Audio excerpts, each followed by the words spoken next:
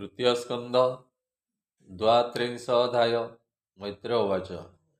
विदुर शुणितो सोमन कपिल रूपे भगवान कहन्ति माता मुख चाहि शुण जननी मन देई। श्री भगवान उवाच। भो मात हुओ सावधान संशय तेजी सुध मोर पापीक जातनादि जेते कहिली तुम्भर अग्रते ए धर्म सत्य हृदये विशुद्ध चित्त तहु हुए हेमन्ते जेवा प्राणी गणे ताहाक गमिमा प्रयाणे सेमाने सूर्य द्वारे जाति परम पुरुष लभन्ति पर अपर इच्छे सेई प्रकृति रूपे सेटी होई से विश्वमुख नारायण से करे सृजन पालन हेमंत जेवा भगवान ताकु लभन्ति भक्तजन ए नव प्रकारे भक्ति वेद विधाने आचरन्ति न करी वेद मार्गे दूर ए मार्ग सन्मतम होर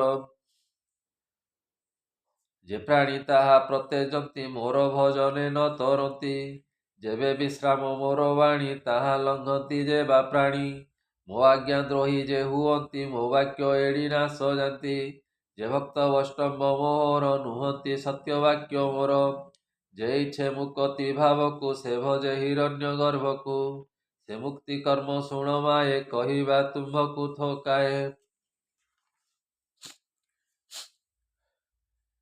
हे ब्रह्मावेनी परार्ध अन्ते प्रलये नासन्ति समस्ते तावत काल ब्रह्मलोके हिरण्य गर्भर साधके सुखेण विहार करन्ति ब्रह्मा संगते लय पान्ति से आदि पंच महाभूत ए दश इंद्रिय सहित पंच विषय अहंकार ए सर्वे ब्रह्मांड आकार एमाने रहन्ति प्रधाने परार्ध काल अवसाने जे स्थाने जेते जोगी थांती ब्रह्मांक शरीरे पसंती जेणु ताहार अपमान देहरे थाई अवसान एणु साक्षाते मुक्त नुहे ब्रह्मा संगते होन्ति लये जेमाने हरिक भकत हरि भावन्ति अविरत सेमाने हरि की भजन्ति देहादि भाव न जानती अछि कि नाही निज देई निज आस्थान तांक नाही समे देखन्ति सर्वजीव मित्र वैरी एक भाव एणु गो तुम्हे हरि भज भोगवासना सबु त्यज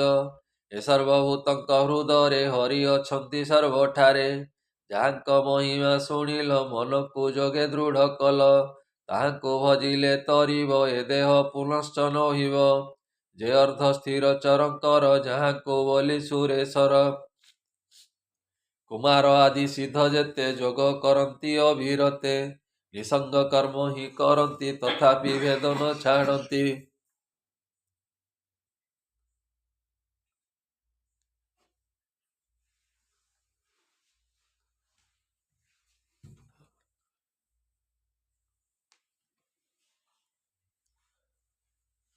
करन्ति वार्ता अभिमान एणु न पान्ति शुद्ध ज्ञान बोइले सृष्टि रक्षा कर पुणी घेलन्ति अवतार सेमाने प्रलय कालरे पसन्ति ईश्वर देहरे इंद्रिकी न जेणिले जेणु कामरे कर्म कले तेणु रजगुणरे तांक मन कल्पी जे थाई अनुक्षण गृह कर्मरे होई रत पितृଙ୍କୁ पूजी अविरत विमुख श्रीकृष्ण कथारे रहन्ति गृहादि व्यापारे ताहांकु विधाता नासिला विअर्थे तांक जन्म गला सकल अनर्थ जेतेक ए जन्मे कले अविवेक छाड़ी अमृत कृष्ण कथा नित्य शुणन्ति ग्राम गाथा जेसने भक्तिहीन जने विष्णु भजन्ति हित ज्ञाने से पुणी कर्म भोग अन्ते गमन्ति पाप पुण्य पथे सूर्यंक दक्षिण भागरे बसन्ति से पितृलोकरे से भोग अन्ते गोजननी संसारे पड़े देह घेनी पुत्रादि गृहे जात होई पूर्ववासना न छाड़ई गर्भ आधान आदि कर्म देहांते समसान धर्म ए कर्म मान करुछन्ति संसार छाड़ी न पारन्ति पुणी जे जाति निज स्थान तहि करन्ति भगवान पुणी लभन्ति नर देह जेमते काम्य कर्म स्नेह एणु सृष्टि रे तुम्हे माये मन निवेशी कृष्ण पाए श्रवणे तांक गुण शुण कीर्तन करता भाविण स्मरण अर्चन बंदन जे नव भक्तिर विधान पाद सेवन दास्य भाव संख्यादि आत्मार निवेद एते प्रकारे कृष्ण पादे जे भक्ति करे अप्रमादे ତକ୍ଷଣେ ଲଭେ ବୈରାଗ୍ୟ ଛାଡ଼େ ବିଷୟ ଇନ୍ଦ୍ରିଭୋଗ। ତେଣେ ସେ ଲଭେ ଦିବ୍ୟ ଜ୍ଞାନ ପାଇ ପରମ ବ୍ରହ୍ମସ୍ଥାନ। ଭକ୍ତିରେ ଚିତ୍ତ ତାର ବଳେ ରହଇ କୃଷ୍ଣେ ସୁନିଶ୍ଚଳେ।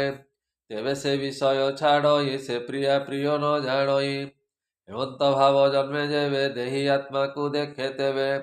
ପରମାନନ୍ଦ ସୁଖ ପାଇ ଆନନ୍ଦେ ସଂସାରେ ଭ୍ରମଇ। ଛାଡ଼ଇ ସର୍ବସଙ୍ଗମାନ ପରମାନନ୍ଦେ ରହେ ମନ। ସେ ବ୍ରହ୍ମ ପରମ ସମାନ ରୂପ ବିହୀନେ ଦିବ୍ୟ ଜ୍ଞାନ। ସେ ଏକ ନାନା ରୂପ ଧରେ ଭ୍ରମି ଜନ୍ମଇ ଏ ସଂସାରେ। ଯୋଗୀଙ୍କ ଯୋଗ ସିଦ୍ଧି ଏଇ ଏକାନ୍ତେ ସଙ୍ଗ ସେ ଛାଡ଼ଇ। ପରମ ପଦ ଲଭେ ତେବେ ସେ ବିନା ଭ୍ରମୁ ଥାଇ ଲଭେ। ବ୍ରହ୍ମା ନିର୍ଗୁଣ ନିର୍ବିକାର କେବଳ ଜ୍ଞାନ ରୂପ ତାର। ସର୍ବାଧି ଜ୍ଞାନ ଯେତେ ମାଏ ସେହିଟି ବ୍ରହ୍ମରେ ଦେଖାଏ। ପ୍ରତ୍ୟକ୍ଷ ଦେଖୁଛ ଯେ କିଛି ଏକ ସେ ସବୁ ହୋଇଅଛି। କହିବା ସେ ହେତୁ ପ୍ରକାରେ ଯେ ରୂପେ ବ୍ରହ୍ମାଣ୍ଡେ ସଞ୍ଚରେ। ପ୍ରଥମେ ମହତ ହୋଇଲା ତାହାକୁ ଅହଙ୍କାର କଲା। ତ୍ରିବିଧ ହୁଏ ଅହଙ୍କାର ଏ ପଞ୍ଚଭୂତ ରୂପ ତାର। ମନ ଇନ୍ଦ୍ରିୟ ଏକାଦଶ ଏଥିରୁ ବ୍ରହ୍ମାଣ୍ଡ ପ୍ରକାଶ। ସେ ବି ସ୍ୱରୂପେ ତହିଁ ସେଇ ସ୍ୱରୂପ ଅଟେ ତାର ଏଇ।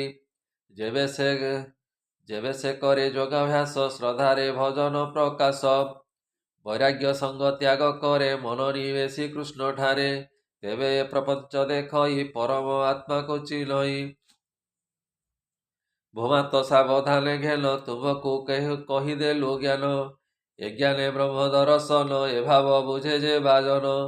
ସେ ପ୍ରାଣୀ ଦେଖ ଅତି ସତ୍ୟ ପ୍ରକୃତି ପୁରୁଷର ତତ୍ତ୍ୱ। ଜ୍ଞାନ ଯୋଗରେ ତାକୁ ପାଇ ଭକ୍ତି ଯୋଗରେ ଲଭେ ସେଇ। କେବଳ ମାର୍ଗ ମାତ୍ର ଭେଦ ନ ବୁଝି କରନ୍ତି ବିବାଦ। ଜ୍ଞାନରେ ନିର୍ଗୁଣ ଭଜଇ ଭକ୍ତିରେ ସଗୁଣ ଲଭଇ।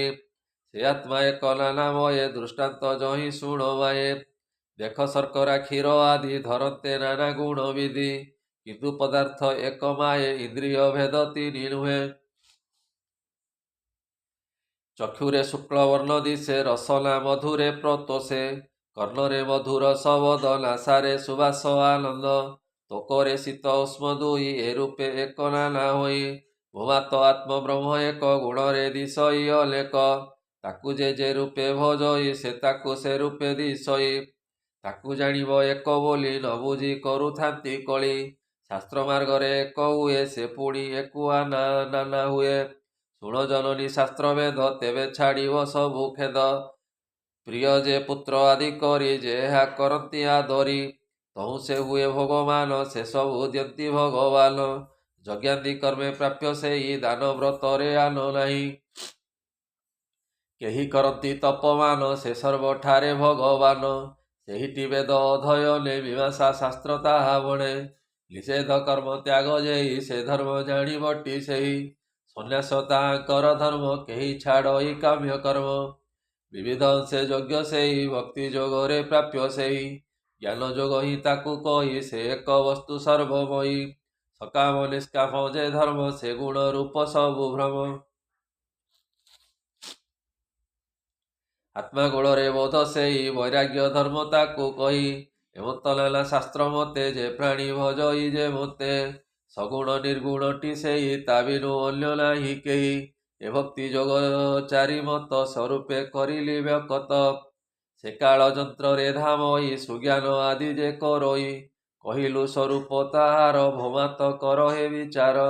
ଗତି ଏମାନ ଜୀବଙ୍କର ଅବିଦ୍ୟା କର୍ମରେ ପ୍ରଚାର। ଏ ଆତ୍ମା ଯହିଁ ପଶିଥାଇ ଆପଣା ଗତି ନ ବୁଝଇ। ଏମତେ ନାନା ଜୀବ ଗତି କହିଲୁ ମାତ ଫେଡ଼ି ପ୍ରୀତି। ଏ ଯୋଗ ନ କରି ପ୍ରକାଶ କହିଲେ ଧର୍ମ ହୁଏ ନାଶ। କଦା କର୍ଣ୍ଣରେ ନ କହିବ ବିନୟ ଯେ ପ୍ରାଣୀ ରହିବ। ନ କହି ଦୁର୍ମତି ଅଗ୍ରତେ ଅପରେ ଦୁରାତ୍ମାଦି ଯେତେ। କାମୁକ ପ୍ରଲୋଭୀ ଦୁର୍ମତି ଯେ ଗୃହ ଧର୍ମେ ଦୃଢ଼ମତି। ଏମନ୍ତ ଲୋକେ ନ କହିବ ସର୍ବତ୍ରେ ଭାବ ଯେ ହୋଇବ। ନ କହି ଅଭକତ ମାନେ ନ କହି ଯେହୁ ଭକ୍ତିହୀନେ। ଯାହାର ଶ୍ରଦ୍ଧା ଏତେ ଥିବ ତାହାକୁ ଏ ମାର୍ଗ କହିବ। ଭକତ ଜନେ ଏହା କହି ଯେ ଭକ୍ତ ଜନଟି ସେ ବଇ। ଯେ ପ୍ରାଣୀ ଏତେ ଶ୍ରଦ୍ଧା କରେ ଏ ଧର୍ମ କହିବ ତାହାରେ। ଯେ ପ୍ରାଣୀ ସର୍ବଭାବେ ମିତ୍ର ତାହାକୁ କହି ଏ ଚରିତ। ଯେ ପ୍ରାଣୀ ଗୁରୁଙ୍କୁ ସେ ବଇ ଏ ଦୀକ୍ଷା ଭାବେ ଶିକ୍ଷା ଦେଇ। ବିଷୟ ବୈରାଗ୍ୟ ଯାହାର ଯେ ପ୍ରାଣୀ ଶାନ୍ତ ଚିତ୍ତ ଧୀର। ଯେବେ ସେ ହୁଏ ନିର୍ମଷ୍ଟର ଶୁଚି ପବିତ୍ର ନିରନ୍ତର ପ୍ରିୟାକୁ ପ୍ରିୟ ଅତି ପ୍ରିୟ କରଇ ମୋହଠାରେ ସ୍ନେହ ହେମନ୍ତ ପ୍ରାଣୀ କି କହିବ ଅଧର୍ମୀ ଠାରେ ଲୁଚାଇବ ଶ୍ରଦ୍ଧାରେ ଆଜେ ଶୁଣଇ ଅଥବା ଆଦରେ ଗାବଇ ମୋହର ପଦବୀ ସେ ପାଏ ମୁଁ ସତ୍ୟ କହିଲି ଗୋମାଏ ତୃତୀୟ ସ୍କନ୍ଧେ ଭାଗବତ କପିଳ ମୁନି ନିଜ ଖ୍ୟାତ ଶ୍ରବଣ କର ସାଧୁ ଜଲେ ବ୍ରାହ୍ମଣ ଜଗନ୍ନାଥ ବଣେ इति श्रीमद्भागवते महापुराणे पारमहंस्यां सहितां वार्षिक्यां तृतीय स्कन्धे कपिल देवहूति बोधने नाम द्वात्रिंशोऽध्याय बोल आनंद एक बार हरि हरि बोल।